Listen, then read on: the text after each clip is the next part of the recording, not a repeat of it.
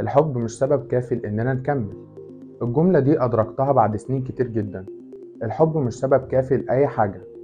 يا فرحتي لما تبقى بتحبني بس مش فاهمني، بتحبني بس مش عارف تخليني مبسوط، بتحبني بس مش عارف تكتفي بيا، بتحبني وبيننا مشاكل ملهاش حل، ومفيش حاجة اسمها لو بيحبك مش هيعمل كذا وكذا. هي مش قواعد وماشيين عليها. أكتر ناس ممكن تقرفك في حياتك هما اللي بتحبهم وبيحبوك. الحب ونقطة مش كفاية. التفاهم أهم من الحب، الأمان أهم من الحب، الثقة أهم من الحب، إنك تبقى مطمن إنك مش هيتغدر بيك وتتساب مع أول مشكلة أهم بكتير جدا من الحب.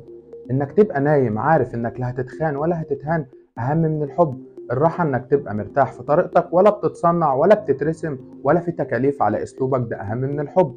الحب مشاركة مش امتلاك. الحب إنك تشاركني وأشاركك كل حياتنا سوا. الاهتمام أهم من الحب، الاحترام أهم من الحب، التفاهم أهم بكتير جدا من الحب.